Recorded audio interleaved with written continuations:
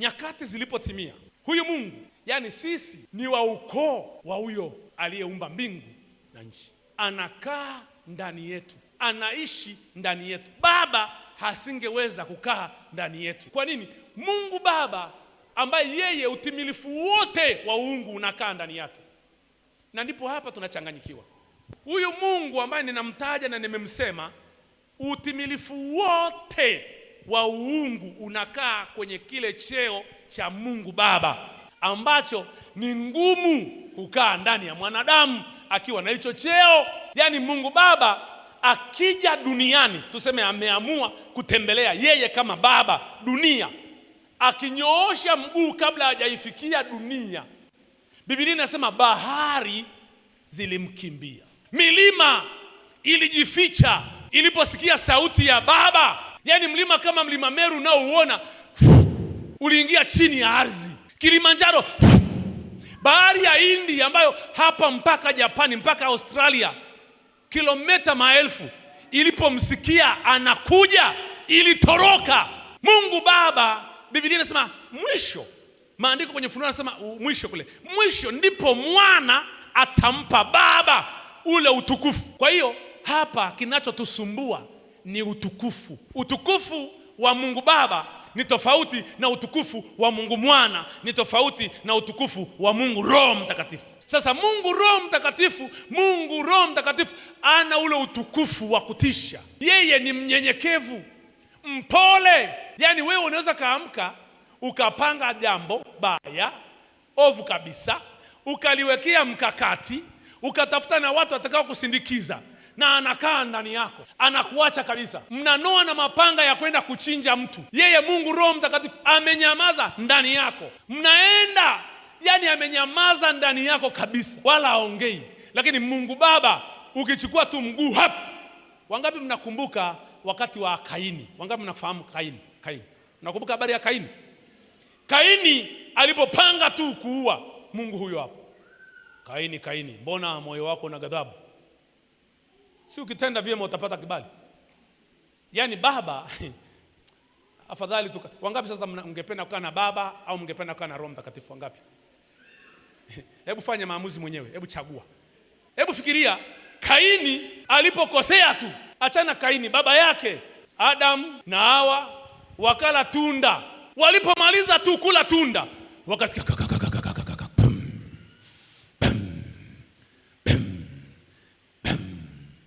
Kaini Adam na Hawa wakafanya nini?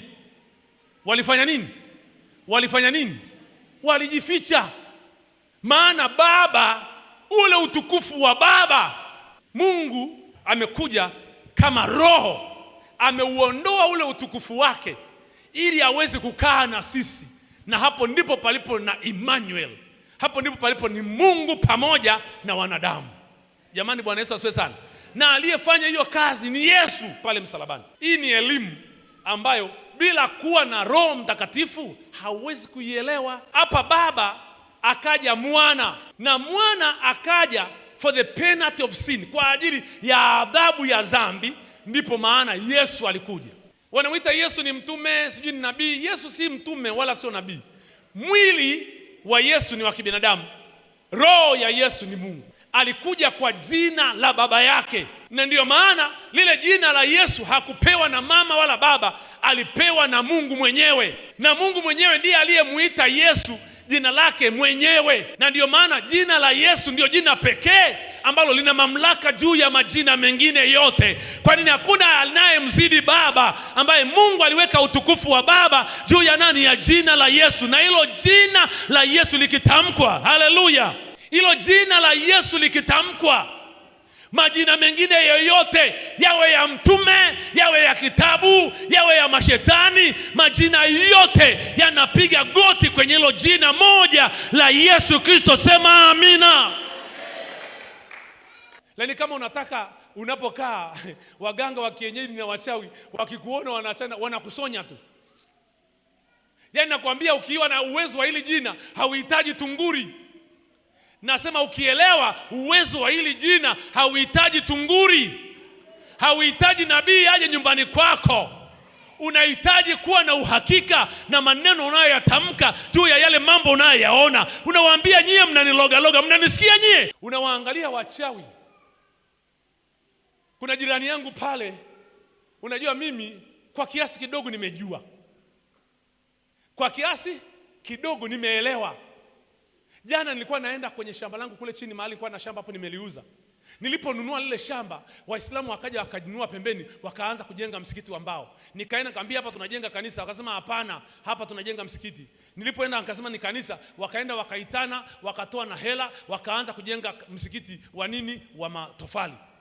Mimi nikamwambia tusifanye fujo. Nyie si hili shamba ni kubwa, mjenge kule msikiti kuondoa ushindani. Sisi tuna hekima. Nikawa namwambia yule shehe, hapa sisi tuna hekima. Mimi na wewe tuna hekima, lakini vijana wetu hawatakuwa na hekima. Watapigana siku moja. Hakunisikia. Yeye akaenda zake na mimi nikaenda zangu. Mimi nikaenda kuomba, yeye akaenda kuloga. Nimekaa hapa naletewa ujumbe na mshirika wangu wa Mererani, baba uko wapi nyumbani? Wewe una safari? Nikamwambia hapana. Akasema usisafiri baba. Nikamwambia kwa nini? Akasema nimeona umepata ajali mbaya. Umevunjika mwili wote. Ajali ya mauti. Nikasikiliza. Nikasema okay, nashukuru. Hiyo ni taarifa ya ulimwengu wa roho. Lakini hiyo taarifa ya ulimwengu wa roho juu yangu sicho Mungu anachosema juu yangu. Jamani, Bwana Yesu asifiwe. Ni mpango wa shetani kunivunja ni sawa. Lakini je, ni mpango wa Mungu kufanya nini juu ya maisha yangu? Wangapi wanaelewa ninachosema? Ni kweli kuna ndoto nasia, usiipuuze. Kuna unabii, usiukatae, ni wa kweli. Ndio taarifa zilizopo. Jina lako limechukuliwa likawekwa mahali, likaandikwa kwenye kitambaa kama hiki, kikachukuliwa kikadumbukizwa kwenye asidi, kikachanwa. Tuseme hivi ndivyo tulivyomchana nsia. Ni kweli walifanya. Ni kweli walivunja mbando. Ni kweli. Hizo ni taarifa na walifanya. Na kuna mtu mmoja alikuwa rohoni akaona, akanipa habari. Lakini je, Mungu wangu anasema nini juu ya maisha yangu mimi?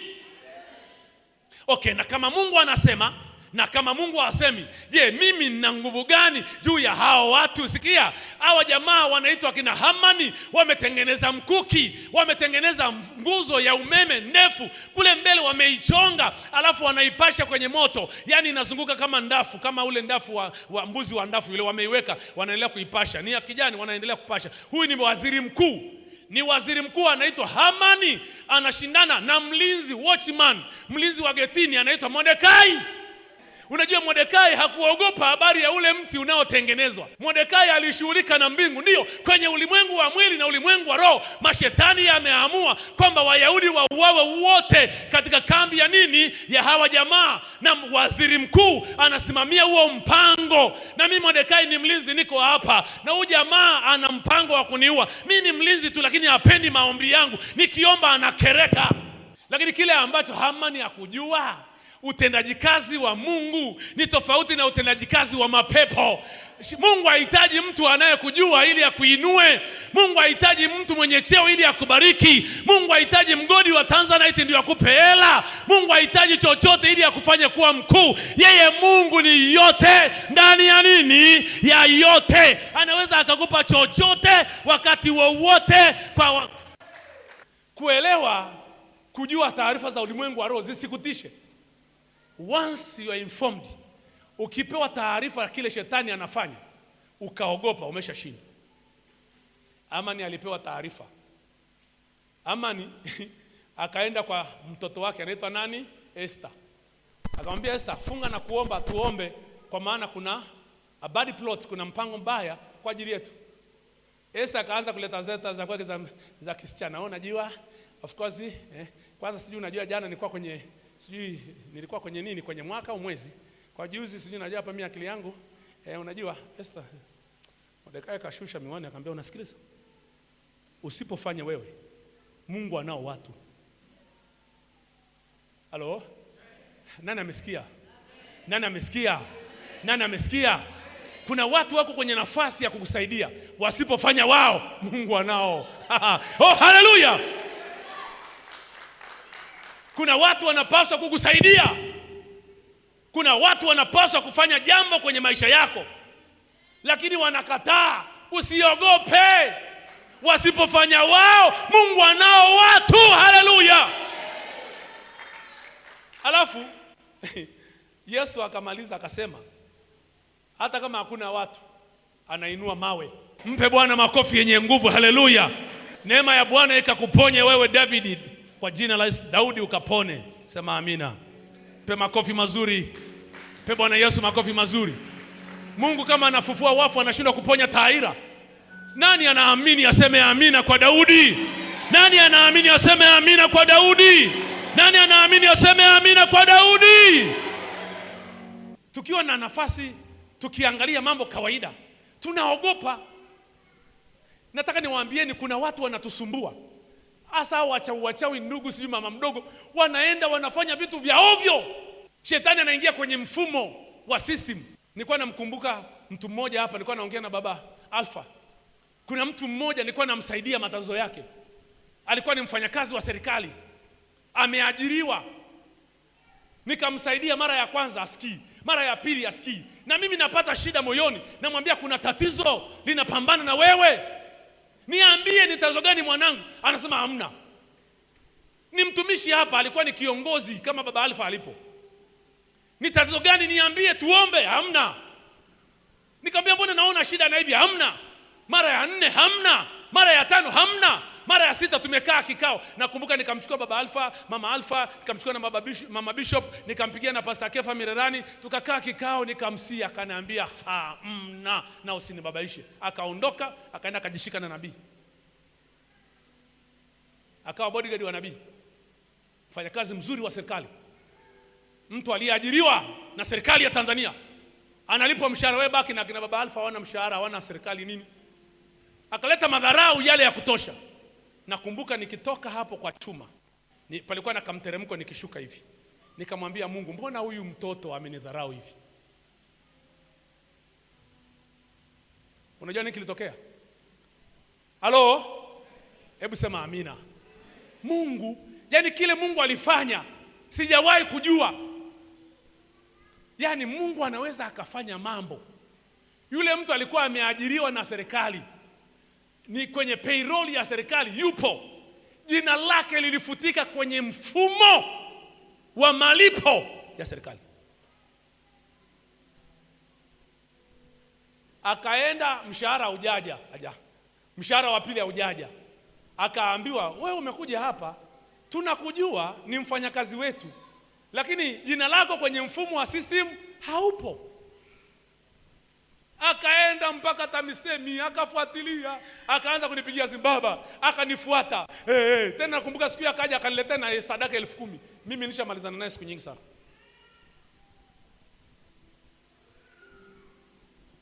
Akanipa sadaka, akakaa kidogo, baba naenda Moshi kufuatilia kule ambako niliajiriwa, kulikuwa na jina limepotea. Jina limepotea. Jina, yani hawa watu wasikutishe. Yani Mungu anaweza kafuta jina lao kwenye mfumo. Yani ghafla bin vu. Yani si ni bosi wako anakusumbua, kesho anaenda kazini hana kazi na jina lake alipo kwenye mfumo. Akatafuta jina, wakamwambia inabidi sasa katafute risiti zako zote za mshahara ulete hapa tukulipe kama kibarua. Akalipa mafao kama kibarua, hakuna cha NSSF. Na ni kijana wa miaka 38 40, alikuwa hajafika 40 hiyo miaka. Nikamwangalia Mungu, nikamkumbuka Mordekai. Hebu fikiria, huyu ni waziri mkuu, yuko karibu na rais.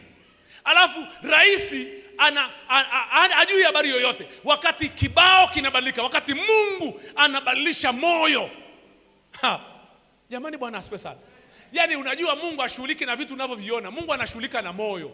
Anaweza akapindua moyo wa rais leo akaenda Ngorongoro kula majani. Yani mkimkamata mabodyguard ni, hebu fikiria, Nebukadneza alikuwa mfalme tajiri kuliko rais wetu mara 500. Lakini walinzi wake na wasaidizi wake, na mimi naamini Titus hata walinzi walikula majani na yeye. Wote waligeuka mbuzi. Hivi jamani, mimi sasa hivi niwe kichaa, si nyie mtanishika nianze kula majani? Titus tutakuwa tunakula wote. Tena Titus ndio atakuwa ananiambia, baba twende huku bondeni ndio kuna majani laini." Yani huu ni uwezo wa Mungu. Unajua tunapokuwa na Mungu tunaogopa vikaragosi, tunaogopa viwanadamu, Tunaogopa watu hawa. Wachaga wanasemaga unaogopa mtu anayeenda chooni. Yaani wewe unaogopa mtu anaenda chooni, anakutisha nini? Mchawi. Yaani wewe unachopaswa kujua ni uwezo wa Mungu wako na namna anafanya kazi. Uwezo unaoishi ndani yako ambao ukiuruhusu ushughulike na watu wanaoshughulika na wewe, ukiuamuru uende ushughulike na watu wanaoshughulika na wewe, ukiuambia mti wa mforosadi ng'oka ukatupwe baharini, ukiambia matatizo yako nyamaza na tangu leo usirudi tena, yule Mungu anaishi ndani yako. Ndiye Mungu aliumba mbingu na nini na nchi. Kama unanielewa sema amina. Usiangalie uwezo ulionao, kwa maana utendaji kazi wa Mungu anayekaa ndani yako anaitwa Roho Mtakatifu. Mungu Roho Mtakatifu anaishi ndani yako. Kwa nini tuna maisha yasiyo na matokeo? Ni kwa sababu tunafikiria sisi ni watu wa dini tulioamua kujiunga na dini nzuri inayoitwa ulokole. Ndiyo maana tunaishi kama watu wa kawaida. Na ndio maana ni muhimu sana kumjua Roho Mtakatifu. Ni muhimu sana kuelewa anapoongea. Ni muhimu sana kujua uwezo wake. Ni muhimu sana kujua hana kinachoweza kumzuia. Nina shuhuda 1,100 kidogo ambazo nyingi unazijua, ziko kwenye Biblia. Lakini mlango wa 8 wa kitabu cha Warumi unazungumza habari ya Roho Mtakatifu. Huyu Mungu mkubwa mwenye nguvu aliondoka kwenye ule utukufu wake akaja kama roho. Mstari wa kwanza anasema hivi, basi hakuna nini? Hebu tusome wote huo mstari kwanza. Sasa basi hakuna hukumu ya adhabu juu ya hao walio katika Kristo Yesu, kwa sababu sheria ya Roho wa uzima ule ulio katika Kristo Yesu umeniacha huru mbali na sheria ya dhambi na mauti.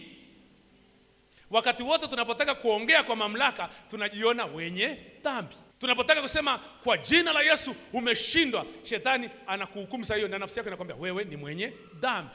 Biblia haisemi sasa basi hakuna dhambi juu ya walio ndani ya Kristo Yesu. Maana yake Biblia inajua sisi tuliookoka tuna nini? Tuna makosa. Inajua tuna matatizo. Hivi kama una makosa na una matatizo na bado hakuna hukumu, je, wakati hauna dhambi kabisa unakuwaje?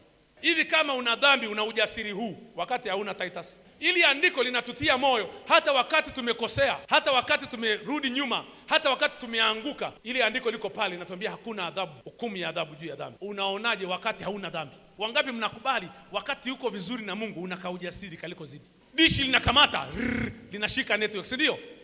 Unaonaje wakati hauna hata doa? Yaani mimi nikiondokaga nyumbani hata kama nimekasirishwa, unajua unaweza kuudhiwa na mke wako au na mume wako, ukatoka hapo ukamwangalia tu ukajua nikimtukana huyu mkuri ataniua, lakini unamwangalia unasema kama kuna wanaume wajinga na wewe pumbavu, lakini usemi umesema huko ndani.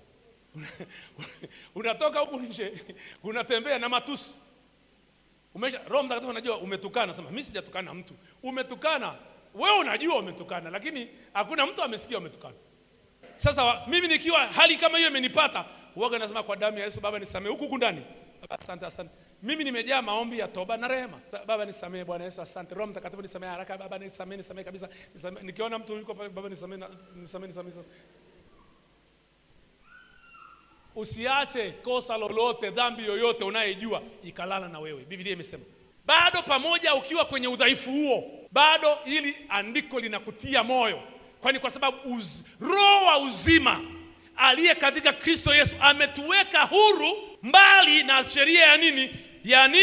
Ya dhambi na nini? Na mauti. Kuna vitu viwili vinakuja. Mshahara wa dhambi ni nini? Ni mauti. Ukiwa ndani ya Kristo, ile sheria ya uzima inayopatikana ndani ya Roho Mtakatifu anayeishi ndani yako inakuweka mbali na dhambi na mauti. Yesu alisema na waombea, najua si kwamba waondoke duniani, bali walinde na yule muovu. Ukikosea ni mlango wa kukosea zaidi. Na wangapi mnakubali utakatifu kidogo unaleta utakatifu zaidi? Sasa Roho Mtakatifu anakutia moyo kuwa mtakatifu kama baba yako alivyo mtakatifu. Haiwezi sema iweni watakatifu kama nyinyi ni watakatifu. Anakutia moyo uwe mtakatifu kama baba yako alivyo mtakatifu. Maana yake wakati shetani anakuja kwako, na shetani huwa anatupiga mahali anajua tumekata nini? Tamaa. Maana yale yasiyowezekana kwa sheria, kwa vile ilivyokuwa dhaifu kwa sababu ya mwili, Mungu kwa kumtuma mwanawe mwenyewe katika mfano wa mwili ulio wa dhambi, na kwa sababu ya dhambi alihukumu dhambi katika huo mwili. Anasema hivi, umemaliza kusoma mstari uniangalie. Menisikia vizuri? Naona wengine wanasoma Biblia. Naomba uniangalie. Tutasoma mstari mmoja mmoja. Na muda wangu ukiisha caretaker uniambie. Kiongozi wa ibada leo nani? Mke wangu. Ananisubutu, niambie, niandike tukimemo. Stop. Yes, oye. Wangapi wanafurahia hii ibada? Wangapi wanafurahia hii ibada? Wangapi wanajiona huku ndani? Unajua mimi nataka kumuumba huyu mtu aliyoko ndani yako. Yaani shetani mwenyewe akikuona anaachana na wewe, sema achana na yule. Baba yangu wa kiroho wa zamani alikuwa anaitwa Mzee Mshambala, juzi nimemuona. Alienda Moshi, kipindi kile Moshi ni giza, miaka 70, Rombo. Anatembea kwenye migomba hivi, akasikia mapepo, sema huyo mmemwona Mshambala? Tumemwona yule. Anasema hao watu kina nani? Kila alikuwa akitoka maombi, akiwa anaenda nyumbani jioni, visauti vinasikia. Alafu anasikia kwenye magomba majani ya magomba ya migomba ile. Makocha papa. Mmemwona Mshambala? Tumemwona huyo ametaka ibada. Achana naye bwana. Achana naye. Yaani hapa mapepo yanatakiwa ukipita hivi, yanaambia, "Mmemwona sasa?" "Tumemwona bwana, sande." Sasa achana naye sasa jamaa. Unataka kung'oka meno Fuate utang'oka meno. Yaani mapepo, jamani mnanisikia vizuri? Wangapi wananisikia vizuri? Yaani nakwambia hivi, kijana akikusimamisha amempanga kukutongoza. Yaani ameshasimama. Alafu anakuomba msamaha. Alafu mwenyewe hajui umeokoka au hujaokoka, anaanza kuishia tu Bwana Yesu asifiwe. Unanijua sasa? Yaani mdada, mkaka tu amekuona vile Mungu amekutengeneza, akaangalia vile uumbaji wa Mungu umekaa mahali pake. Akakaa, unajua wenzetu akimaliza wanasemaje? Mashallah. Yaani ile anasema mashallah na kufuata ukisimama unasemaje? Samahani, Bwana Yesu asifiwe. Ambia asante sana, ubarikiwe na Yesu wenu. Unajua mapepo ukiyaweza kwenye ulimwengu wa roho yanaachana na wewe kwenye ulimwengu wa mwili. Mapepo ukiyaweza, na kuyaweza mapepo ni kuwa na uhakika wa uweza na nguvu iliyo ndani ya Kristo Yesu anayeishi ndani yako kwa Roho Mtakatifu. Anasema hivi, wakati ulipotimia Baba alimtuma mwanae kwa Roho wake akakaa ndani yako. Mstari wa 4, ili maagizo ya Torati yatimizwe ndani yetu sisi tulioenenda kwa kufuata mambo ya mwili, bali sio kwa kufuata mambo ya mwili bali mambo ya Roho. Kwa maana wale waufuatao mwili huyafikiri mambo ya mwilini, bali wale waifuatao Roho yafikiri mambo ya nini? Ya Roho. Kwa kuwa nia ya mwili ni mauti, bali nia ya Roho ni uzima na amani. Kwa ile nia ya mwili ni uadui juu ya Mungu, kwa maana haitii sheria ya Mungu, wala haiwezi nini? Kutii. Wale waufuatao mwili hawawezi kumpendeza Mungu. Yaani kitu mwili unapenda kamwe hakitakuwa na sawa na Mungu. Yaani mwili unapenda vitu vingi ambavyo sio sawa na Roho Mtakatifu. Na Biblia inatuambia tusiifuate miili. Naomba nisome mstari wa 14 ninapomaliza. Kwa kuwa wote wanaoongozwa na Roho wa Mungu, hao ndio nani? Ndio wana wa Mungu. Kwa kuwa hamkupokea tena roho ya utumwa iletayo hofu, bali mlipokea roho ya kufanywa wana, ambayo kwa hiyo twalia Aba, yaani Baba. Watu wengi wanapenda kuishi kidini, na watu wanapenda maisha ya dini sana.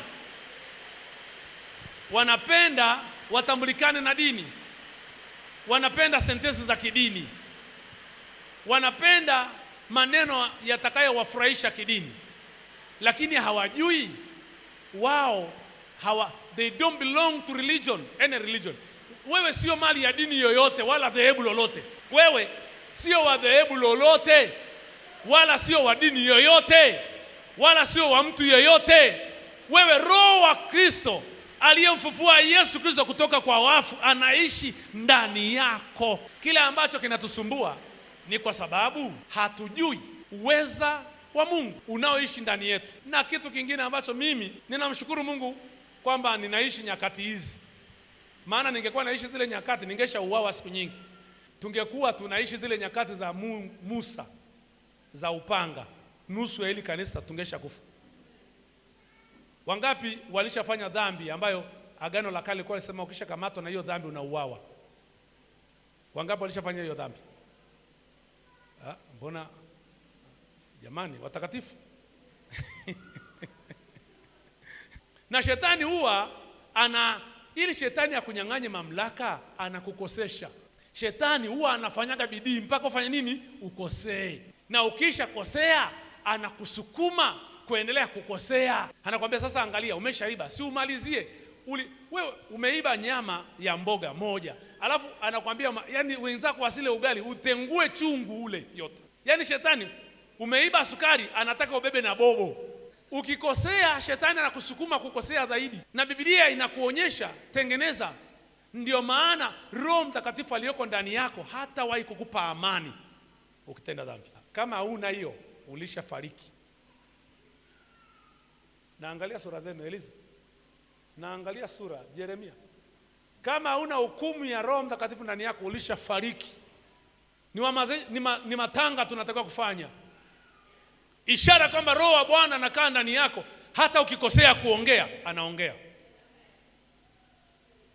Ukiona wewe huko kanisani unamjibu mwenzako vibaya, alafu anakuambia umenijibu vibaya, bado unabishana tu, wewe ulishafariki. Ukiona unafanya jambo ambalo sio sawa na bado tu una amani, ishara kwamba ndani yako yule Mungu niliyemsema anaishi ndani yako, ni hukumu ya dhambi juu ya moyo. Yeye anatushuhudia juu ya mambo yote mabaya. Juzi jana binti yangu mmoja akakosewa vibaya sana. Nikamwambia, mwanangu, kimeniuma hiki kitu. Huyu mtu aliyekukosea yuko kwenye uwezo wangu na dili naye. Akaniambia, baba, msamehe. Nikamwambia, hapana, sitamsamehe. Akaniambia, baba, nakuomba msamehe. Nikamwambia, hapana. Akasema, ninakuomba baba umsamehe. Maana yake ni nini? Ndani yake Roho wa Kristo anaishi. Jamani, Bwana Yesu asifiwe sana. Ukiona watu ambao hawana msamaha, ndani yao Mungu aishi. Yaani ukiona wewe unang'ang'ania jambo mpaka linakupeleka kaburini, wewe ndani yako Mungu aishi. Moja kati ya uhuru wa Roho Mtakatifu ndani ya moyo wa mtu ni roho ya masamaha na kufanya nini? Na kuachilia. Ngoja nikwambie, kusamehe ni faida yako, sio ya wale unaowasamehe. Watu wakikosea ukiwasamehe, wewe ndio una faida, sio wao. Wewe ndio unapata uhuru, wewe ndio unapata msaada wa Mungu, wewe ndio unapata amani. Wale uliowakosea inawezekana wasione uliwakosea, ni waliokukosea labda kama wana Roho Mtakatifu, lakini kuna wengine ni wakaidi, walishaasi. Nilimfuata mwanangu mmoja juzi, kama siku 3-4 nilipata neema ya kutembea mtaani. Nikamfuata mtu ambaye nilikuwa naye hapa, dada ambaye nilikuwa naye hapa. Mwanamke alikuja tu kama mgeni siku moja ibadani. Akasema, Bwana Yesu asifiwe. Nikasema amina. Watu wote wakasema amina. Baada ya wageni tuonane, akaja ofisini kwangu kusalimia. Akasema, Bwana asifiwe sana, mimi baba ninatokea Dar es Salaam na nini, nimekaa hapa. Nikamwangalia, walikuwa wengi, nikawaombea, lakini nilipofika kwake giza. Nikaweka mkono juu yake, giza, mpaka mkono unapigwa ganzi, unakufa ganzi. Nikasema, wewe giza. Niliposema wewe giza, nikamuona mtu kutoka Pemba huko mchawi amechukua maisha yake, amemtumikisha. Nikamkemea, nikamfukuza, nikamkimbiza, nikampiga mapanga, nikamfukuza. Alafu nilipomaliza kusema amina, nikamwambia, wewe Mungu ananiambia hama Dar es Salaam, hamia Arusha. From nowhere, simjui, sijui historia yake, sijui maisha yake. Akaniangalia, akaniambia, baba nashukuru, amen, nitafanya hivyo. Akaniambia sasa, akakaa, akaenda, akarudi tena. Baba uliniambia nihame Dar es Salaam, mtahamaje? Mimi nimeenda Dar es Salaam nina miaka 10 ninafanyaga kazi tu, ninafanya kazi za mamilioni ya hela, lakini sioni hela. Nikamwambia, nimeshamfukuza aliyekuwa anakutawala, na huyo aliyekuwa anamtawala alikuwa ni awara. Amemwambia, wewe ni maiti yangu, lazima nikuzike. Nikamfukuza huyo mtu. Alipofika tu akasema, kuna mwanamume umempata Arusha anakupa kiburi, na mimi nakuambia tutakosa wote, nitakuua, akose yeye na mimi nikose. Na akimwambia mwanamume mpaka ananiona na sura, ananiona, asema ni mrefu, sijui yuko hivi na hivi na hivi. Nikamwambia, sikiliza baba, sikiliza, utakuwa huyo mtu, uombe sana baba, uombe. Nikasema, sikiliza, mimi ninajua utendaji wa, yaani huyo ni mbwa koko, hana meno, hawezi kuning'ata kabisa, hawezi. Wewe na amani.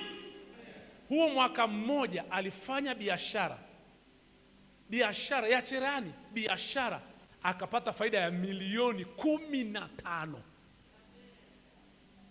Akalipa deni lake, akamaliza. Yani alikuwa anashona tu. Akaja mtu akamwambia, nataka unishonee uniform za shule yangu. Wapi sijui Iringa, sijui na Chingwea. Akapata tenda. Ameshona hapo, ni msukule wa mtu. Amechukuliwa nyota na mchawi. Ameshona, ameletewa tenda, akashona. Kwa msimu mmoja tu shule zinafunguliwa, anapata faida ya milioni 15. Anakuja na hela, baba nina fungu la 10 kwanza. Nikamwambia ubarikiwe, tutaomba baadaye. Yesu asifiwe. All the sudden mapepo yanamwingia, roho ya uasi inamwingia. Nimemuomba, mwanangu nini asa? Nasikia tu nimeona ndoto. Nimeota ndoto, nimeona maono. Mimi kukaa Moria imefanya nini? Imetosha. Hebu sema sauti za kishetani. Nasema sauti za kishetani. Na ananiambiaje? Nikamwambia nini mwanangu kimetokea? Anasema baba, wewe hujanikosea, hata mabisho hawajanikosea, hata watumishi wao kina baba Alfa hawajanikosea, lakini mimi nilikuwa kwenye maono, nikaomba. Sija kukataza nenda Shalom, sijui nenda sijui kwa mwalimu nani, sijui nenda, mimi sija kukataza. Sija kukataza nenda. Lakini hakikisha unajua sauti ya nani? Ya Roho Mtakatifu. Roho Mtakatifu hawezi kujipinga. Jamani, si watu wote wana nyumbani? Hivi watoto wako unafikiri wanakulaga kwako tu? Wangapi mnajua watoto wanakulaga kila nyumba? Kule kwangu na mabingwa, moja kati ya mtoto anayejua kula kwa majirani kuliko wote anaitwa Delight. Dila. Sasa hivi amekuwa mkubwa. Lakini hata hivi alivyokuwa mkubwa, siku 2-3 anaenda kwa mama Esther, anataka kubaki huko. Dila ni kama mimi, anapenda watu. Ana tabia nyingi zinazofanana. Dila mimi nimelalaga kwa watu hivi unavyoniona. Kwa hiyo sasa ninajua madhara yake. Yaani ngumu sana Charity aende kwa mtu aseme mimi nalala hapa, hamna. Ni kule kwa Miriam mtu. Na kwenye uruhusi kwenda mpaka uombe msaada. Uombe ruhusa. Halo? Lakini nikuulize, watoto wako wakiendaga kula kwa jirani kama Dila wanabaki. Ukitaka kumuua Dila mwambie badilisha jina. Kwamba uitwe mtoto wewe kwamba jina lake Delight Chonjo. Huyu mtoto ameni mbona anatusumbua sana? Kijana wako ananisumbua pale. Yesu asifiwe. Jamani, Bwana Yesu asifiwe sana. Kama unaenda kwenye maombi na kuombewa, nenda kula, rudi nyumbani. Kuna mahali Mungu amekupanga uwe. Kuna baba ambaye Mungu amekupa. Kuna watumishi ambao Mungu amekupa. Kuna familia ya kwenu. Sasa huyu ameenda akalishwa matango mwitu, akaambiwa kukaa Moria imefanya nini? Imetosha. Sasa hivi umeshakuwa tajiri, ondoka. Kaenda Njiro akanunua kiwanja, sijui wapi. Amefilisika. Ameuza viwanja, ameuza vitu. Amerudi tena.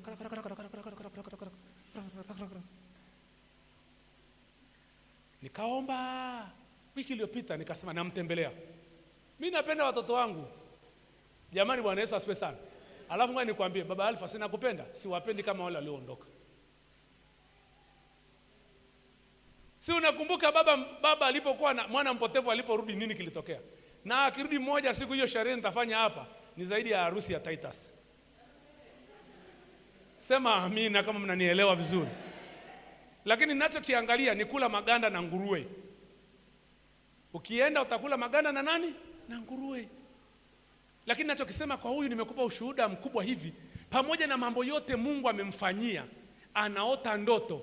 Eti nilikuwa pale Moria, alafu nilipokuwa pale Moria tuko pamoja kwenye gari. Wewe ndio dereva unaendesha hiyo gari. Alafu tumekaa na Titus nani, mimi nimekaa hivi. Kwenye ile nafasi kwa nimekaa, ukaja ukanitoa hapo, alafu ukamleta mtu mwingine ukamweka. Maana yake nilipoamka nikamuuliza Roho Mtakatifu, hiyo ina maana gani? Anasema maana yake nafasi yako pale Moria imeisha. Si neno la unabii. Hivi wewe nabii atakutabiria kule nafasi yako imeisha Moria, alafu wote ndoto gani? Utaota ukiendelea kukaa Moria. Aonavyo mtu nafsini mwake ndivyo alivyo. Mtumishi wa Mungu wa juzi hapa anaitwa Musa, nilikaa hapo nyuma hapo, nikamuita akaniambia, baba unajua nimeona maono, ninajenga kanisa kubwa, nimepanua, wakati wangu ukaa Moria umeisha. Nikamwambia sasa kama wakati wako ukaa Moria umeisha Musa, ndio uache kuja ibadani? Akasema unajua nimejitenga kwanza na Moria ili watu wasinizoee. Nimejitenga kwanza, nimekaa mbali kidogo kwanza ili watu wasinizoee. Ukimjua baba ambaye anaishi ndani yako, hebu sema Roho Mtakatifu, ninaomba kwa moyo wangu wote unisaidie nisiwahi kuisikia sauti ya miungu mingine, ya mashetani wanaonibembeleza, mashetani wanaonitongoza kunitoa kwenye uchumba nilionao na Yesu Kristo. Kwa jina la Yesu, kila roho ya upotofu, kila roho ya uongo, sauti za uongo kwenye ndoto za uongo, ndoto za kishetani, sauti za kishetani, za maono, za ndoto, za unabii, za manabii, za mitume, za wachungaji, za waombezi, za redio, kwa jina la Yesu zisinitoe kwenye mpango wako. Ninakujua Bwana, uliniokoa kwa faida wala sio kwa hasara. Wewe ni Mungu wa utaratibu. Katika jina la Yesu ninakataa roho ya kudanganywa, roho ya mapotofu, maneno ya uongo, maneno ya uchongezi, maneno ya kishetani, maneno ya ulaghai. Hayana mamlaka ndani ya moyo wangu. Siku ya leo nimejua ya kwamba wewe Baba na Mwana na Roho Mtakatifu mnaishi ndani yangu, mnatawala maisha yangu. Leo ninakupa nafasi, Roho Mtakatifu, tawala mawazo, tawala nia, tawala mipango, tawala moyo wangu, tawala usiku wangu, tawala mchana wangu, tawala maamuzi yangu. Roho Mtakatifu, tawala mawazo yangu, tawala maamuzi yangu. Nisiwahi kufanya neno lolote bila maamuzi yako. Roho Mtakatifu, Roho Mtakatifu, Roho Mtakatifu, Roho Mtakatifu, Roho Mtakatifu, kuanzia leo katika jina la Yesu, tawala maisha,